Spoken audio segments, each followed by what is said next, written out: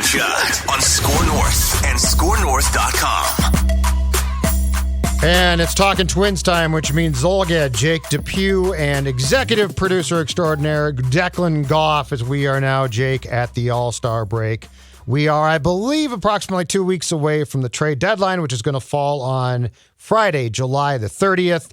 And despite the fact the Twins just swept a 4-game series from the woeful Detroit Tigers, the reality is that the season is done, but that doesn't mean the interest is done because there's certainly going to be trade talks picking up. Nelson Cruz, you got to think, is gone. Andrelton Simmons, you got to think, is gone. I don't think Josh Donaldson goes unless they basically give him away because they're, if they trade him to a team and get something back, they're certainly going to be expected to pick up part of the contract.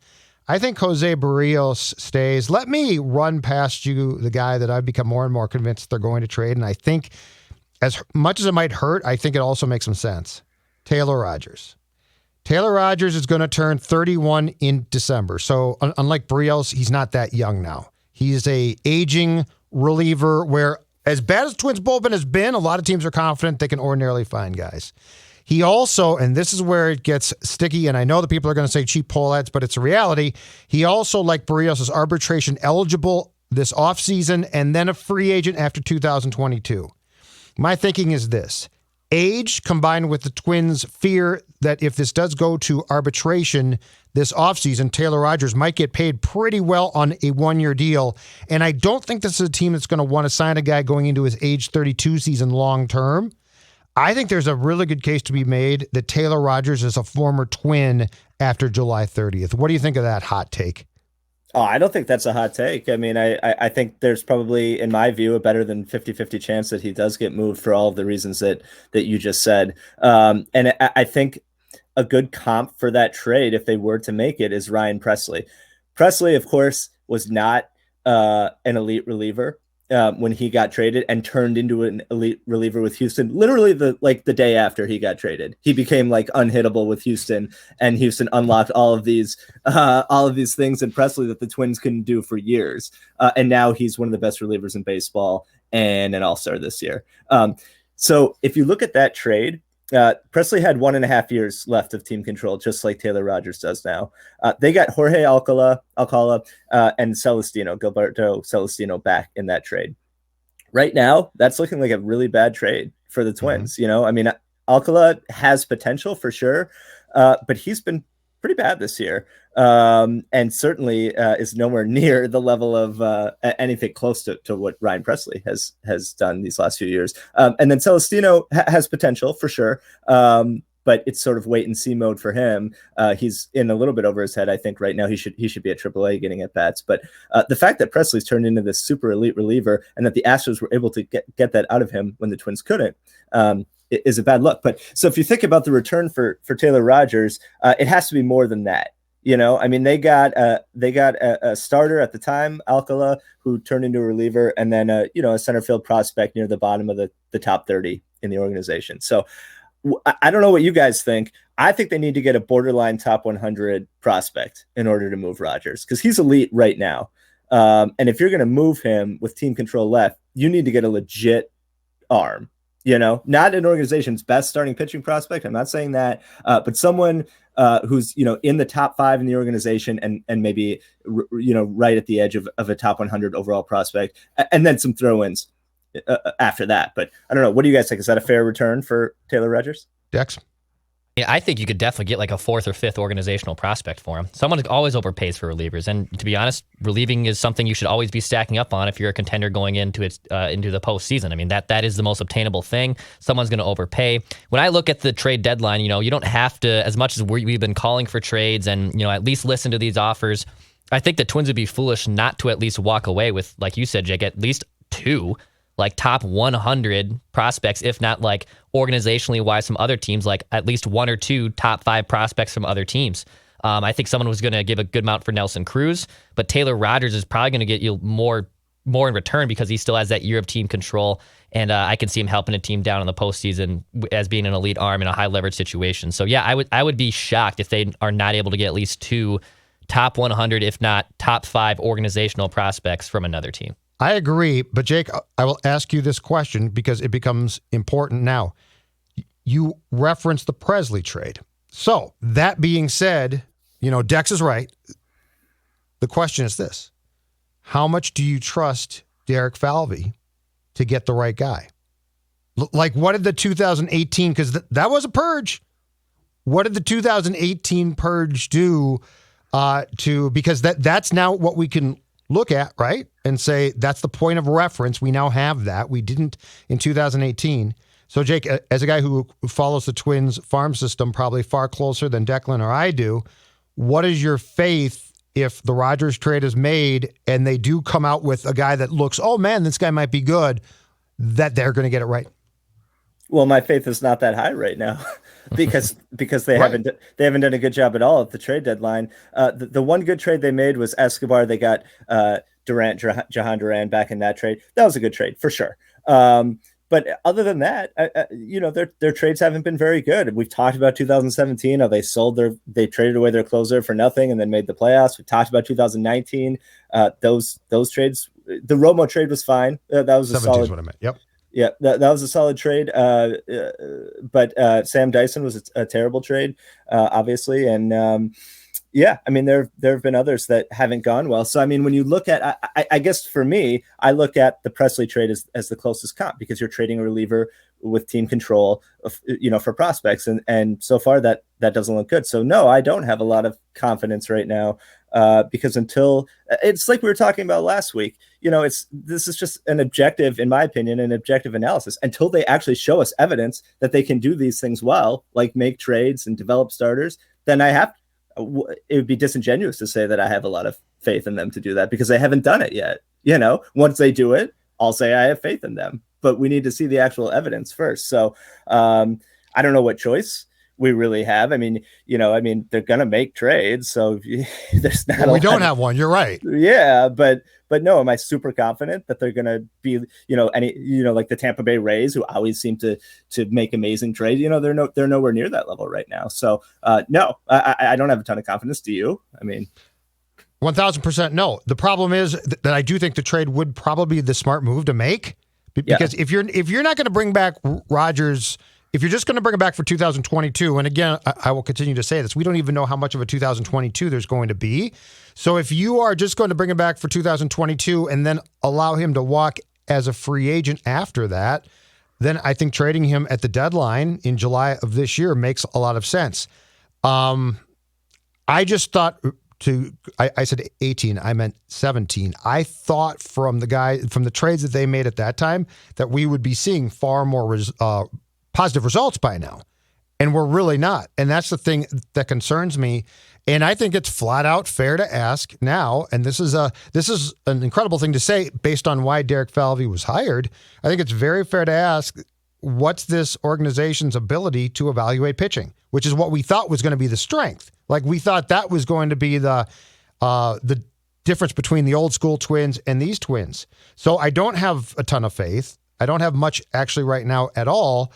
But that being said, I also don't think that can probably stand in the way of you making what might be a smart trade, especially with your team hopelessly out of it and battling in this weird little tournament that the Royals, Tigers, and Twins seem to have to try and avoid being the most pathetic team in what is no question a pathetic division. This division stinks.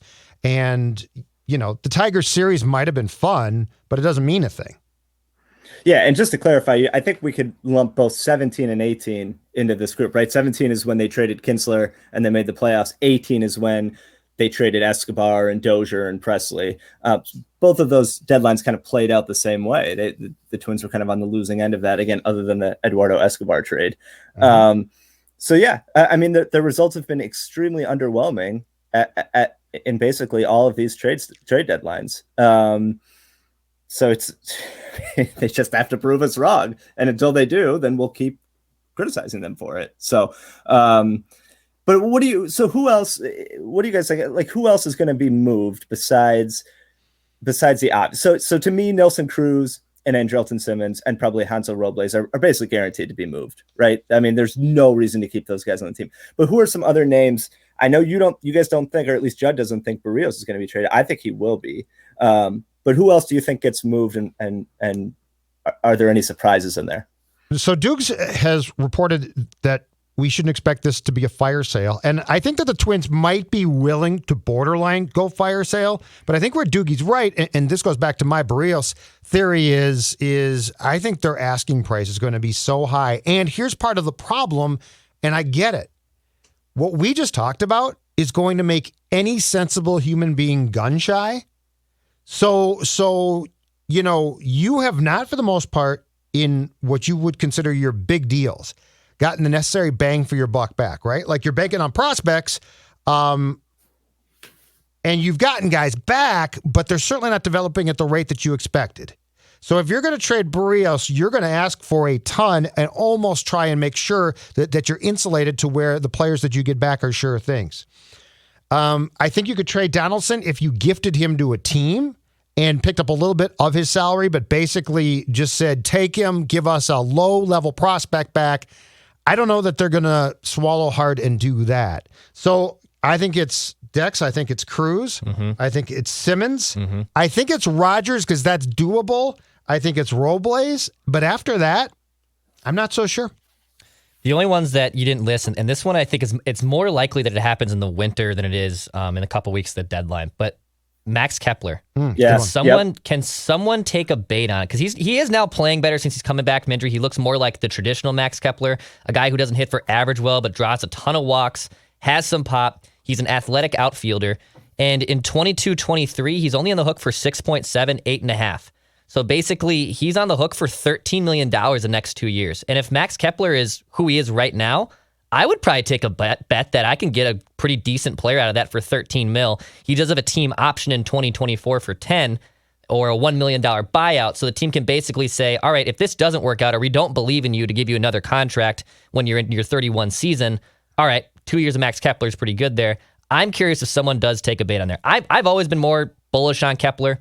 I think he is a little misunderstood with his batting average. I think he draws some good walks. His splits have always been so weird where he couldn't hit left-handed pitching to save his life for the first 4 years, and all of a sudden he figured it out, and now he's kind of back to being unplayable against left-handed pitching. But I think he brings enough to the table, and he's proved enough that for $14 million for over 2 years, by the way, so basically a $7 million per, I think I would take it if I'm a franchise team looking for a corner outfielder. And by the way, the Twins have need to put players in these corner positions. I wouldn't be hesitant to trade him. I think it's more likely in the winter, but I'd be curious if someone picks it up and makes it happen at the trade deadline. And here, I totally agree with you, and it's a great point about Kepler. And like you said, they have two guys that are basically almost like Kepler clones right now, right? Kirilloff and Larnach, and those guys are going to be here the next 7 years, I think, right? That they're cornerstones. The fact that they're hitting as well as they are in their rookie year is impressive. So if Kepler's expendable, the question is, who do you trade him to? And I look at the Braves right now. So the Braves are what, four or five games back, maybe in the East, and they just lost Acuna for the year with that ACL tear, which sucks. Yeah, sucks for the game, sucks for everyone. But they have a need now in right field.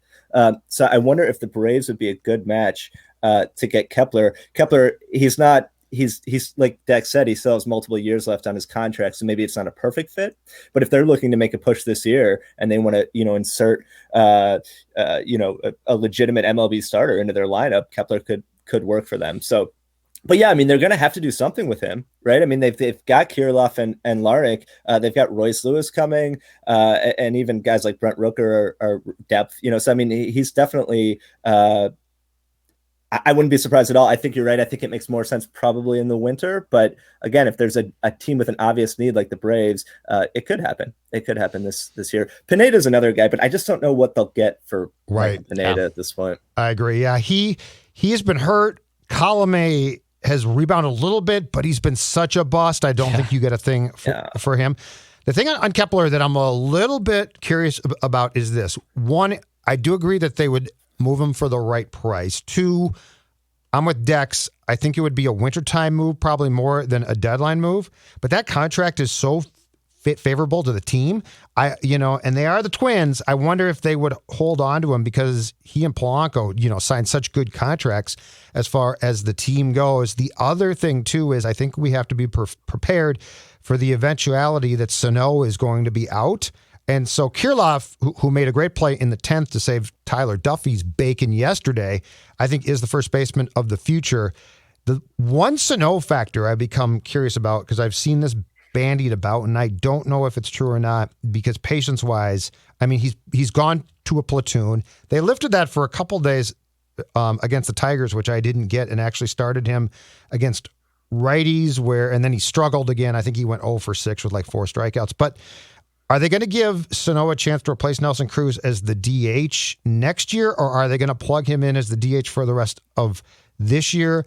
I really think there's a fighting chance that Miguel Sano is not on the opening day roster in 2022, if there is one. And so, therefore, Kepler might stick around and play a corner outfield spot because Kirilloff is going to graduate or play first base. And then Rooker, very well, I wouldn't be shocked if he is in some type of platoon or if he is the DH when Cruz is gone in 2022. Yeah, but what are they going to do with Sano? I mean, they owe him, what, like 9 or 10 million next year? Something like that? I think they're going to cut him loose. I think they're going to find a way. I think they'll find a taker. I mean, he's not due that much where it's going to break your bank. And I don't see how you keep going down this path of the same thing. Like every time they think that there's a turnaround, right? Like Miguel got hot. He hit a couple balls to the wall. Let's play him against a right-hander. He strikes out 3 times or 2 times. I don't know how much patience they have left, and I'm not blaming them for that. So that's what I think that they might just basically jettison him and say it's a lost cause. At this point, he can hit home runs. But, I mean, Jake, you look at the big at-bats he has, you look at how many times you need him or you think you do, and he does something either dumb or has a terrible at-bat. Yeah, I mean, I'm certainly not defending the performance of Miguel Sano. I mean, he's been really bad this year. All I'm saying is I have a hard time seeing them eating like $9 million or whatever it is. To me, I think it's more likely they plug him in at DH the rest of this year once Cruz is traded. And then the first half of next year, if he's still terrible, the first half of next year, then you either try to move him or just cut him loose. But that's a lot of money for the Twins to eat. This isn't a big market team.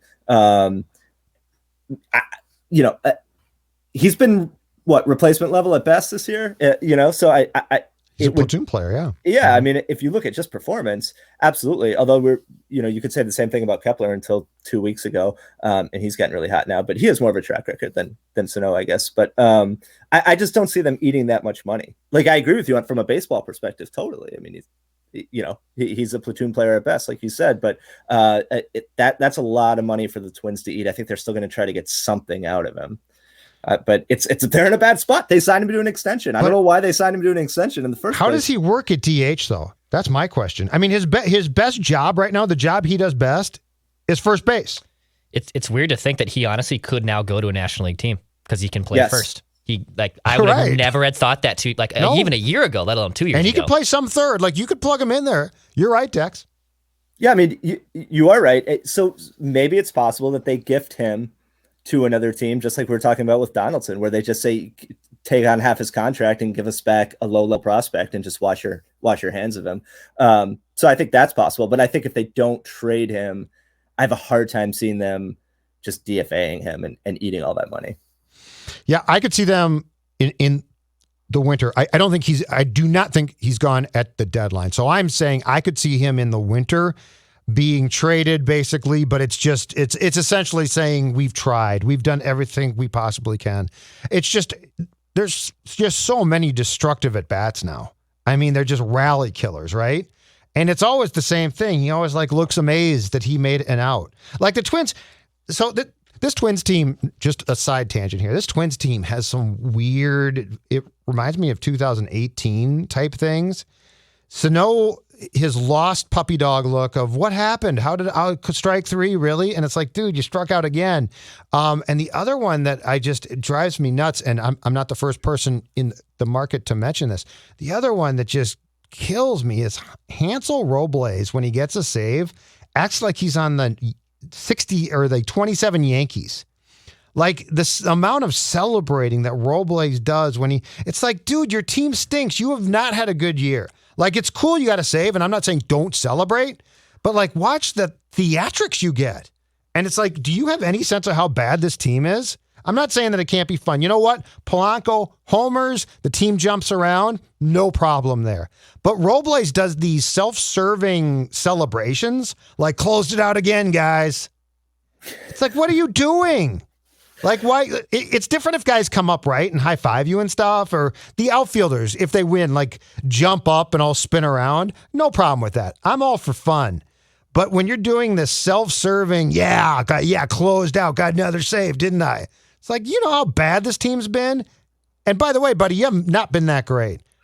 Well, and I think there's a difference between Jorge Polanco, who's been an outstanding player on this team for a long time and is a big part of the team and is having a good year, hitting a walk-off home run and celebrating, versus, like you said, a guy who they brought in who really hasn't had a very good year doing that. You might have to have a little bit more self-awareness. That said, generally, I don't have a problem with any of that because baseball needs a lot more of that. And I think if you start sort of legislating between guys who can do it and guys who can't do it versus like based on how the team is doing. Like, I totally get what you're saying, but I also think just the general trend of moving in that direction is a good thing for baseball. I think the thing about baseball celebrations is this: when your teammates look at you and they're like, dude, what are you doing? It's a bad idea. When they join you, it's like, oh, cool. Like Polanco, right?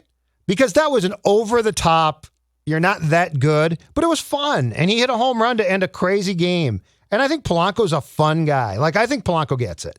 So I was like, that's cool. Good for him. Good for them. But I think guys look at Hansel celebrating and they're like, huh? What are you doing? So baseball needs fun, but it also needs guys who are like aware of what the sport's about. And it's just this Twins team. There's certain things about this team. I mean, this goes back to the Donaldson thing. You know, it's not sticky. It's not sticky. Okay, that's great, dude, but your team stinks. Like, this is like, go to the media all you want and harp on this. I like that. But don't act like, and I think his teammates looked at that again, like, what are you saying? We suck. Look at our record. So I do think that there's a difference between self-celebration mode and what involves your team, which baseball does need badly. Did you hear what Morneau said on a broadcast a couple of weeks ago when he was talking about that 2011 team where they won a walk-off to avoid losing 100 games in the last game of the year? I remember that. He said all the guys were jumping around, and he said something to the effect of like, that was the most embarrassed I've been on a baseball field because we shouldn't be jumping around celebrating, avoiding losing 100 games. And that was the fun bunch, right? You remember the fun bunch? Yes, Luke Hughes, Danny Valencia. Valencia, I guess, was on those teams. Plouffe, who I really like, but Plouffe was on those teams. Some guys like Rene Tassoni, and I don't know who was technically in the fun bunch and who wasn't. But I'm with Morneau on that one. That's a pretty ridiculous reason to like be jumping around in the field. The Star Tribune ran a picture the next day after that win, and it looked like they, honest to God, had clinched a playoff spot. I know what you're talking about. Yeah, I remember it. Guys with their hands up, extended, running around. They avoided 100 losses. That's my only point, is have a sense of where your team's at. Yeah, no, that's fair. That's fair. Absolutely. Okay, Jake, you sent me this in our prep notes. Fangraphs has the Twins at a 1% chance to make the playoffs. So despite the sweep of Detroit, Declan Goff, Fangraphs has the Twins at a 1% chance, which, by the way, sort of surprised me. I thought it might be negative 8.5, but 1% chance. Yeah, it's pretty pitiful. No, you're going to say it's pretty pitiful. Because last week, what was it? Last week or 2 weeks ago, like it was like 10, like it creeped back up to 10 afterwards, and it was just like the kind of people got excited again. It's like, dude, look at what has happened. They just swept the Tigers. They've been beaten up on the Tigers. The White Sox took 6 of 8 over them over the last week as well. And they beat the Tigers 4 in a row, and it's like, yeah, that doesn't do anything for our playoff projections. You guys are still 1% chance. You'd have to win, Phil did the math, like 53-19 to get to 93 wins. Like that is, I know like the 06 team pulled off something similar. 09 was insane down the last 30 games. I don't see any chance that they can do something similar to get to 90 wins. If they got to 82 wins, it would be a remarkable stretch. No way with this pitching. No, I completely agree. But I want to go down this path for 1 second. Let's just like live in like a fever dream for 1 second and say, all right, if we're looking ahead 3 months from now and the Twins have somehow miraculously made the playoffs, how would it happen? Right? How would it happen from this point? And so I think what they have to do, I tweeted this yesterday. There are 15 games between the All-Star break and the trade deadline. They have to go 13-2 to get to 500, right? So they have to come out and basically sweep the 4-game series from Detroit, take 3 or 4 from the White Sox, take 3 or 4 from the Angels, and sweep Detroit again. If they do that, they get to 500. Maybe the front office doesn't sell, and maybe they acquire some bullpen help and call up Josh Winder and call up Duran and go on some big run in the second half. This is not going to happen. I'm just saying, if we're looking at like just ridiculous scenarios, that's what has to happen. They have to go at least 13-2 or 14-1 in this 2-week stretch for them not to sell. Right. And then continue that against some of the best teams in baseball in August and September. That's the problem, right? Right. So if you come out of the break and you go to Detroit, you play 4 games, including a double header in 3 days. Let's say you win 3 or 4 there. Okay. So now you've won 7 of 8 and you're excited. And of course, the key to that is it's 7 of 8 against the Tigers. So then you go to the White Sox. You got to sweep them because you're not going to be convinced of a thing until you sweep the White Sox. Okay. So let's say you do that. Then you get Ohtani and the Angels, who aren't a great team, but he's having a phenomenal year. And I don't know how your pitching is going to hold up against that team. And then, Jake, what you're saying is, and you brought this up a couple weeks ago, and it's the best point. Then you get into the meat of a tough schedule because when you struggled for the first 2+ months, go back and look at the bad teams that you had a chance to beat and you didn't beat. That's the most incredible thing. Like the one thing that you might have optimism about is if you said, whew, April and May and part of June in the rearview mirror, look at all those killer teams that we played, right? Like it was tough, but now it's the Orioles and, just take your pick of bad teams. But Jake, you were right. They went through the heart of what should have been the easiest portions of their schedule and somehow were terrible. I mean, that's the thing about the 2021 Twins that's such an indictment when you should have been stockpiling wins to then have in your back pocket for August and September. You were losing to teams that aren't good.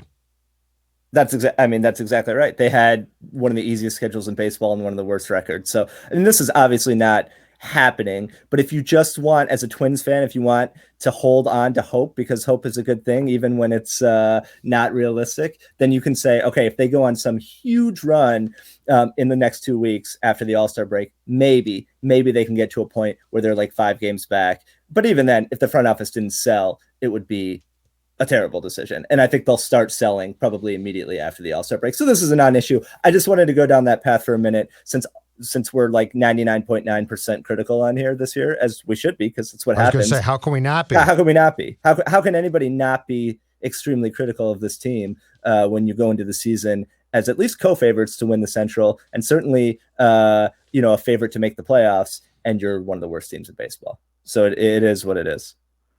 Last thing, Twins take fireballing youngster Chase Petty with their first round pick, 26 overall, from the same town and actually went to the same high school as Mike Trout, was drafted with the 26th pick, which amazingly Mike Trout was too. I think it was conflicted. I think they're rival high schools, but same town. I think he was like the first, he's only like the third New Jersey player to be taken in the first round since or something. So Chase Petty is the pick. Now, what's interesting here is twofold. One is, despite the fact that he's known as a pitching guru, which he obviously has not been, Derek Falvey has, for the most part, drafted a lot of bats with his first-round picks since becoming the Twins' chief baseball officer, president of baseball operations. The second thing is Chase Petty is a high school kid, which means this is going to unfortunately take some time. Jake, your thoughts on the fact that the Twins felt emboldened enough, despite their complete lack of success in 2021, to take a kid who won't be up for probably, what's fair, 4 or 5 years? 3 at least. At least. Yeah. I mean, three is a fast track, right? Yeah. Right. I mean, that's if everything goes perfectly. So let's say 4 years. Yeah. So I think that's a really interesting draft pick because that tells me, I have no idea. It's the MLB draft, right? Like almost like nobody knows anything about any of these kids, so I'm not going to evaluate the pick itself other than he's a fireball or whatever. But what this tells me is that Falvey feels completely comfortable with his job security. I think if you are, being told by ownership or whatever, if you're really feeling pressure, like you have 1 or 2 years here to figure this out or you're gone, you don't take a high school pitcher in the first round, right? Who's not going to be here for, like Declan said, 3 years at the very, very best, and probably 4 or 5. So that tells me that they feel like they're here for the long term and there's no real pressure on them.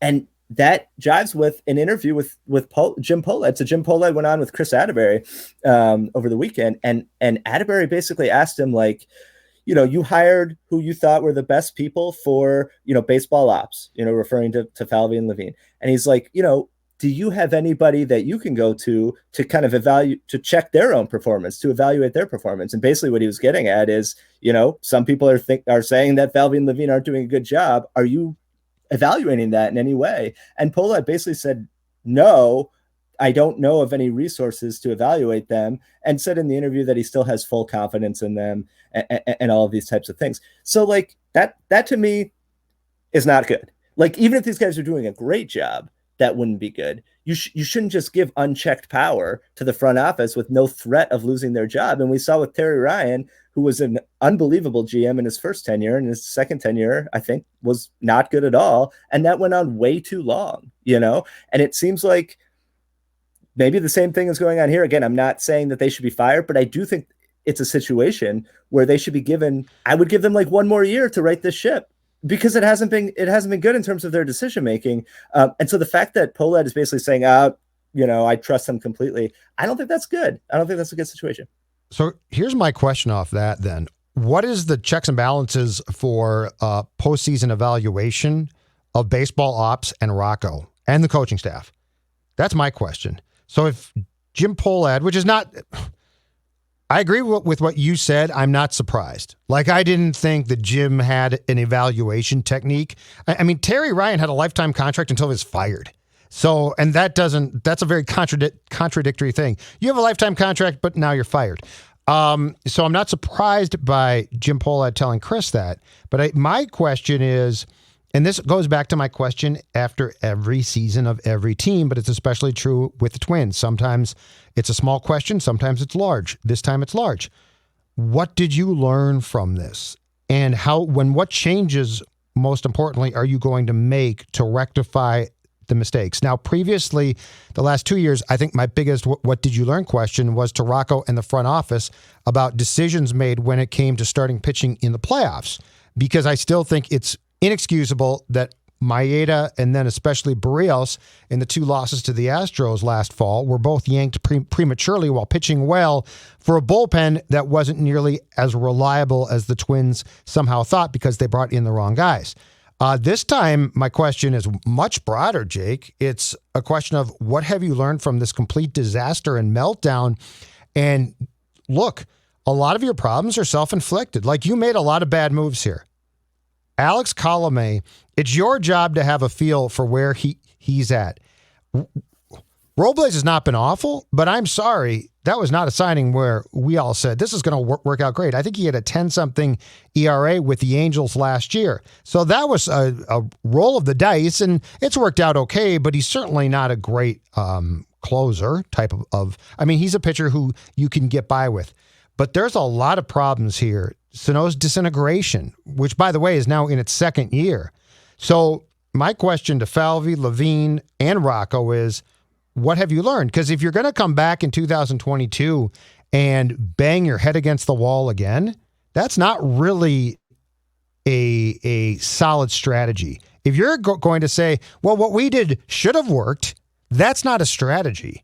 That's just a recipe for more problems next season.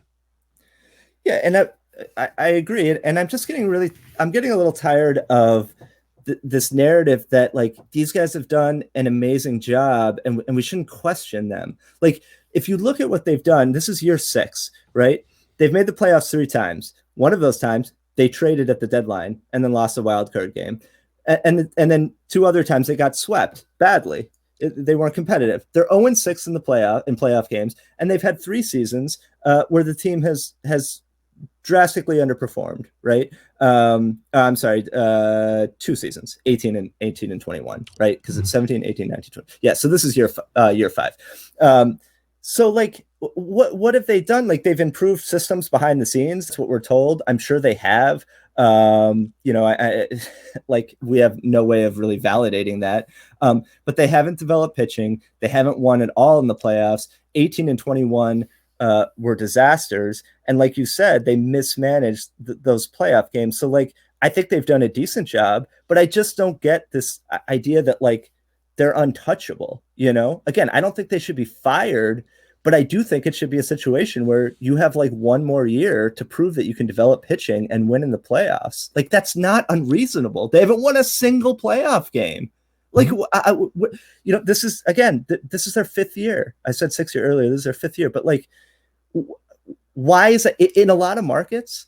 That would be totally unacceptable, right? And they would be getting ripped all the time. Well, yeah. Yes, because the last 2 years, their handling of their pitchers in the playoff games has been awful. Yeah, and again, they started Randy Dobnak in Yankee Stadium. They might as well have started Declan Goff. And like, he had no chance. These critiques are not personal. Like, I feel like we have a thing here, and I do this too all the time, where I say he's a really nice guy. I really like him as a guy, but blah blah blah. Like, yeah, who cares? Like, Falvey and Levine do seem like nice guys. I don't know, but it doesn't matter. You're evaluating their performance as public figures. That's it, right? And I think their performance has been pretty spotty. I think it's been pretty up and down. And I think we all should acknowledge that, and that's okay. Just because they're nice guys doesn't mean we can't say you've done a bunch of stuff wrong. That just drives me nuts. Right. It drives me nuts. But I'm willing to cut them slack. But I want them to learn. Right. And I'm getting the feeling more and more that this organization doesn't learn from its mistakes, which is very weird because they're very inquisitive. They ask a lot of questions. I'm told they involve a lot of people, which is great. So there's certainly opinions flying around, which is, fine. That being said, I guess I look at what they've done, and my question is, what have you learned? And which is why I'm also curious, if you trade Rodgers, what have you learned there? What do you get back? I am underwhelmed by when they have traded the returns. And I mean, the fact that they still don't completely trust Alcala, for instance, who right now should be a lights out guy. Like that trade should have resulted in the return of a lights out guy who's pitching right now. And against